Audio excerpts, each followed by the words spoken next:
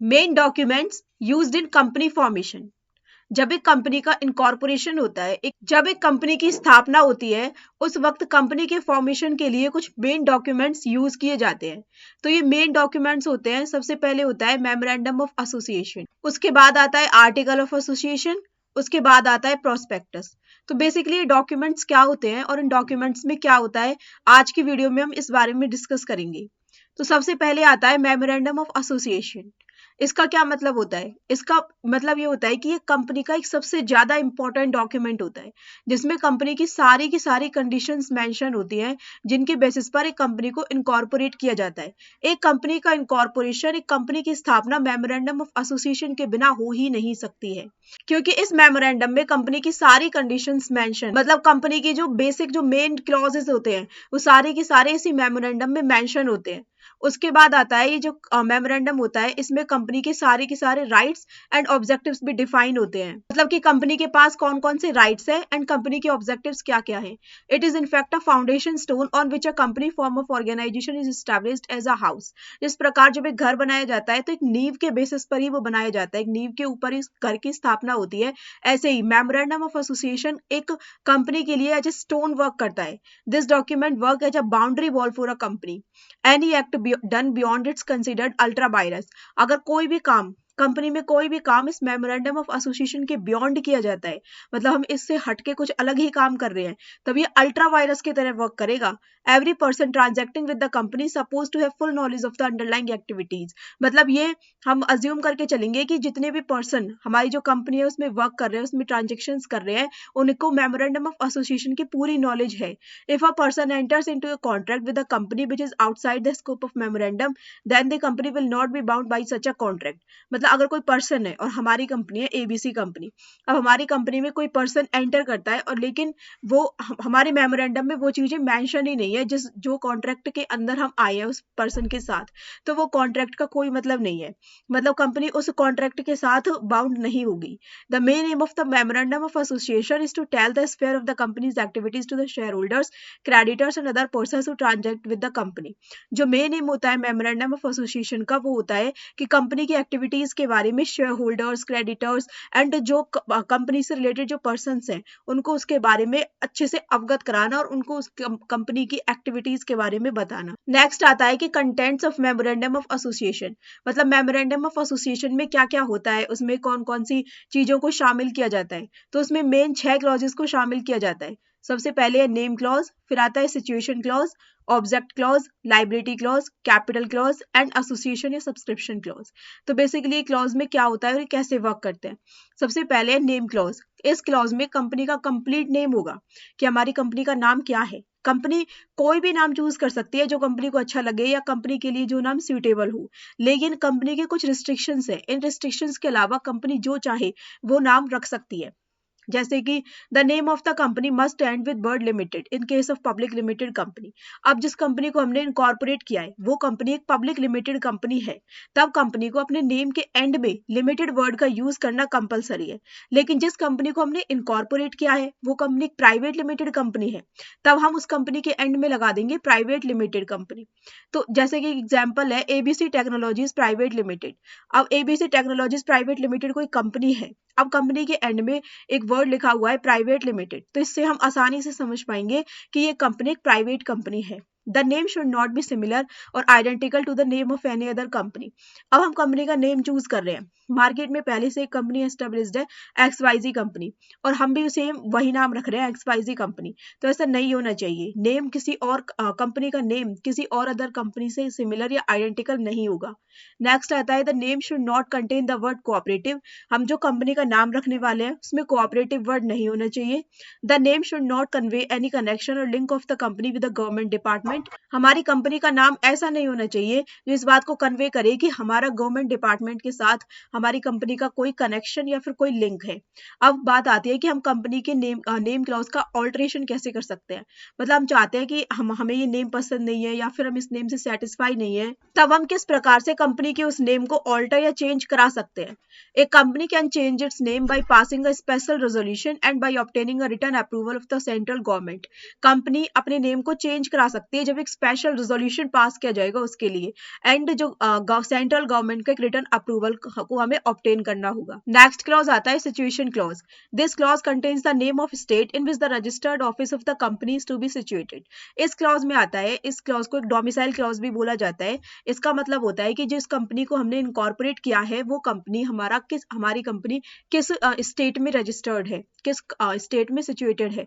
It is necessary because a company gets the registration from that state only. और ये वाला जो clause है ये इसलिए भी ज्यादा इंपॉर्टेंट होता है क्योंकि हमें जो रजिस्ट्रेशन, कंपनी का जो रजिस्ट्रेशन होगा वो केवल और केवल उसी स्टेट में होगा। The registered office is a place where all the important documents of the company are kept. मतलब हमने अपनी कंपनी को इनकॉर्पोरेट कर लिया है, हमारी कंपनी को स्थापना हो चुकी है, हमने उसमें सिचुएशन क्लॉज डाला। हमने सिचुएशन क्लॉज में डाला कि हम किस स्टेट में वर्क कर रहे हैं, हमारा डोमिसाइल क्या है। तो हमें एक रजिस्टर्ड ऑफिस भी मेंटेन करना पड़ेगा जहां पर हमारे सारे के सारे इंपॉर्टेंट डॉक्यूमेंट्स को रखा जाएगा। एक company must have a registered office when it starts it's business activities. जब एक कंपनी अपनी बिजनेस एक्टिविटीज को स्टार्ट कर लेती है उसके तुरंत बाद कंपनी के पास एक रजिस्टर्ड ऑफिस होना ही चाहिए। और with in 30 days of its registration, company ने अपनी बिजनेस एक्टिविटीज को स्टार्ट नहीं किया है लेकिन कंपनी का रजिस्ट्रेशन हो चुका है, तो विद इन 30 डेज भी कंपनी के पास रजिस्टर्ड ऑफिस होना ही चाहिए। ऑल्ट्रेशन ऑफ सिचुएशन क्लॉज, अब बात आती है कि हम सिचुएशन क्लॉज को ऑल्टर करना चाहते हैं, चेंज कराना चाहते हैं, तो हम कैसे करेंगे? By passing a special and by obtaining sanction of the registrars of both the states if the office is to be shifted from one state to another. क्या कह रहा है? हम वन स्टेट टू अनदर, हम एक state से दूसरे state में शिफ्ट हो रहे हैं। फॉर एग्जाम्पल हम हरियाणा टू पंजाब हम शिफ्ट हो रहे हैं, तो क्या होगा? हम एक स्टेट से दूसरे स्टेट में जब जा रहे हैं तो इसके लिए हमें एक स्पेशल रेजोल्यूशन पास करना होगा और हमें जो रजिस्ट्रार है, मतलब जो हमारी स्टेट का भी जो रजिस्ट्रार है और जिस स्टेट में हम शिफ्ट हो रहे हैं उस स्टेट का जो रजिस्ट्रार है, दोनों के सैंक्शन की जरूरत होगी। By passing a special resolution only if the office is to be shifted from one town to another in the same state. अब हम स्टेट तो हमारा सेम है लेकिन हम एक जगह से दूसरी जगह पे शिफ्ट हो रहे हैं, तब हमें केवल और केवल एक स्पेशल रेजोल्यूशन पास करना होगा। By passing a special resolution if the office is shifted from one locality to another within the same town. अब हम सेम स्टेट में हैं, सेम ही हम टाउन में हैं, लेकिन हम एक लोकेलिटी से दूसरी लोकेलिटी में शिफ्ट हो रहे हैं, तो उसके लिए हमें एक स्पेशल रेजोल्यूशन पास कराना होगा। अब नेक्स्ट आता है ऑब्जेक्ट क्लॉज। उद्देश्य क्लॉज क्या है हमारी कंपनी का? ये एक बहुत ही इंपॉर्टेंट क्लॉज होता है मेमोरेंडम ऑफ एसोसिएशन का, क्योंकि इसमें हमारी कंपनी का मेन ऑब्जेक्ट लिखा होता है कि हमने जिस कंपनी को इनकॉर्पोरेट किया है उस कंपनी का मुख्य उद्देश्य क्या है, and other secondary objectives with the company में परस्यू, या फिर कंपनी के सेकेंडरी ऑब्जेक्टिव्स क्या क्या हैं। This clause defines the scope and limitations of the activities of the company. तो इस क्लॉज में डिफाइन हो जाता है कि कंपनी का स्कोप क्या है और कंपनी की लिमिट्स क्या है जिसके बियॉन्ड कंपनी काम नहीं कर सकती है। Establishment of a company for the following objectives prohibited, मतलब कंपनी का हमने एस्टेब्लिशमेंट कर लिया है लेकिन कंपनी के ऑब्जेक्टिव्स क्या क्या नहीं हो सकते। कंपनी का ऑब्जेक्टिव इमोरल नहीं होना चाहिए, मतलब अनैतिक नहीं होना चाहिए। The objective of the company should not be immoral like prostitution etcetera. Company का जो ऑब्जेक्टिव है वो इलीगल नहीं होना चाहिए। The objective of a company should not B established for any illegal activity.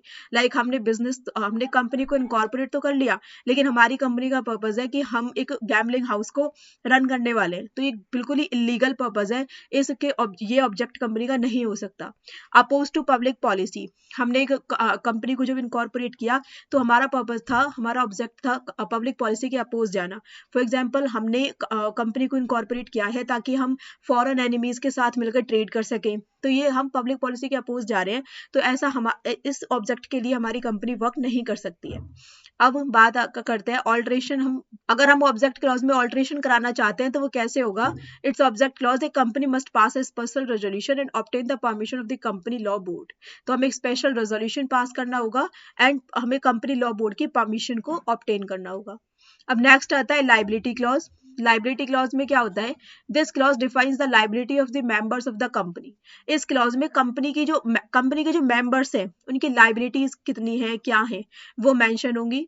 In case of companies limited by shares, the liability of the members is limited to the extent of unpaid amount of their share capital. जब company limited by shares होती है तब जो company के जो members है उनकी liability को हम लिख देंगे कि कंपनी की जो मेंबर्स है उनके कितना अनपेड अमाउंट शेयर कैपिटल में से रह गया है। For example, if a person is having 1000 shares of the face value of 10 rupees each and he has paid 7 rupees per share, then at the time of winding up his liability will be 3000 rupees. देखो क्या होगा, हमारी company है ABC company, एक person ने हमारी company से share लिए हुए थे 1000 शेयर्स, एक शेयर की कीमत थी 10 रुपए, तो टोटल 1000 शेयर्स की कीमत हो गई 10,000 रुपए। तो उस पर्सन को हमारी कंपनी को पे करने थे 10,000 रुपए, लेकिन उस पर्सन ने एक शेयर पर 7 रुपए पे किए हैं, इस हिसाब से उसने 7,000 रुपए हमें पे कर दिए हैं। तो उसकी अब लाइबिलिटी बनती है 3,000 रुपए की, कि वो हमें 3,000 रुपए और पे कर दे। अब जब कंपनी का वाइंड अप होगा तब हम उससे केवल और केवल 3,000 रुपीज ही मांग सकते हैं, उससे ज्यादा हम उससे नहीं मांग सकते। In case of a company limited by guarantee, the liability is limited to the amount of guarantee given by each member. अब हमारी कंपनी थी वो थी लिमिटेड बाई गारंटी, मतलब हमारी जो मेंबर्स है कंपनी के, उन्होंने गारंटी दी हुई थी कि हम इतने अमाउंट हम पे करेंगे ही करेंगे, तो जितनी उनकी गारंटी बनती है वो उतने अमाउंट ही हमारी कंपनी को पे करेंगे।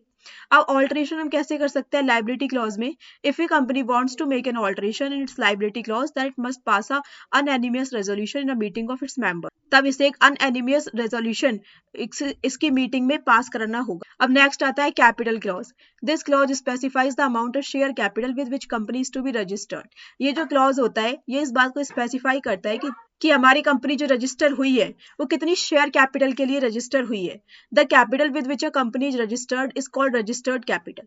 मतलब हमने कंपनी को एस्टेब्लिश कर लिया, तो हमने डिसाइड किया कि हम शेयर कैपिटल, हमारी कंपनी में शेयर कैपिटल होगी 10 लाख रुपए की, एक शेयर की कीमत होगी 100 रुपए, तो टोटल हमारी कंपनी में शेयर्स होंगे 10,000 शेयर्स। तो 10 लाख रुपए की जो हमारी रजिस्टर्ड शेयर कैपिटल होगी उससे ज्यादा कंपनी शेयर्स इश्यू नहीं कर सकती है। ऑल्ट्रेशन हम कैसे कर सकते हैं कैपिटल क्लॉज में, एक company can either its capital clause by passing a special resolution and by obtaining the approval of company law board. अब नेक्स्ट आता है एसोसिएशन या सब्सक्रिप्शन क्लॉज। ये क्लॉज इस बात को कंटेन करता है कि जो कंपनी की जो डायरेक्शंस है उन्होंने डिक्लेरेशन दी है, we the several persons whose names and addresses are submitted are desirous of being formed into a company in accordance with memorandum of association and we undertake to take that qualification shares. जो company के directors हैं उन्होंने घोषणा की है कि हम company के जो पर्सन्स हैं इनका नेम या एड्रेस सबमिट किया हुआ है, हम इच्छा रखते हैं, हम कंपनी के फॉर्मेशन के लिए डिजायर है और कंपनी के मेमोरेंडम ऑफ एसोसिएशन के अकॉर्डिंग ही हम वर्क करेंगे and we undertake to take the qualification shares. This declaration must be signed by all the directors of the company. Alteration of association clause, this clause can not be altered. अब next आता है articles of association. Article of association क्या होता है, it contains rules and regulations regarding the management of company's internal affairs. Memorandum of association था, उसने work किया था 6 क्लॉजेस के लिए, name clause, object clause, liability clause, situation clause etcetera. लेकिन जो आर्टिकल ऑफ एसोसिएशन होगा उसमें कंपनी के मैनेजमेंट के जो इंटरनल अफेयर्स हैं, मतलब कंपनी के अंदर क्या क्या वर्क हो रहा है उससे related rules and regulations mention होंगे। It defines the power, duties and rights of managers, officers and the board of directors. Generally, all the companies prepare their own articles of association. In case companies do not want to prepare their own article of association, then they can select any one article of association given in table F of the Companies Act. देखो क्या होता है, companies को article of association prepare करना compulsory होता है, लेकिन in case companies नहीं चाहती है आर्टिकल ऑफ एसोसिएशन को प्रिपेयर करना, तब क्या होगा, तब वो आर्टिकल ऑफ एसोसिएशन जो टेबल एफ में दिया हुआ है कंपनीज एक्ट 2013 में, वो उसको भी सिलेक्ट कर सकती है। अब इसका पर्पस क्या होता है, the article of association ensures smooth functioning by providing a framework for decision making and resolving disputes among members. इससे क्या होगा, इससे हमारी कंपनी का जो वर्क है वो स्मूथली होता रहेगा, क्योंकि हमारी डिसीजन मेकिंग में हेल्प करेगा एंड अगर कोई झगड़े हो जाते हैं मेंबर्स के बीच में तो उनको रिजॉल्व कराने में हमारी हेल्प करेगा। अब इसकी लीगल अथॉरिटी क्या है, the AOA binds the company and its members acting as a contract between them and must comply with the Companies Act and other applicable laws. अब इसके मेन कंटेंट्स क्या होते हैं आर्टिकल ऑफ एसोसिएशन के, the amount of share capital in different classes of shares, इसमें mention होंगे, rights क्या है each type of share holders के, प्रोसीजर क्या होगी जब हम शेयर्स को अलॉट करेंगे, शेयर सर्टिफिकेट को इश्यू करते टाइम प्रोसीजर क्या रहेगी, शेयर्स ट्रांसफर की प्रोसीजर, जब हम शेयर्स को फोरफीट करेंगे तब प्रोसीजर। तो ये सारे के सारे कंटेंट्स इसमें मेंशन होंगे। अब बात आती है alteration of article of association, मतलब आर्टिकल ऑफ एसोसिएशन में ऑल्ट्रेशन किस प्रकार से कर सकते हैं।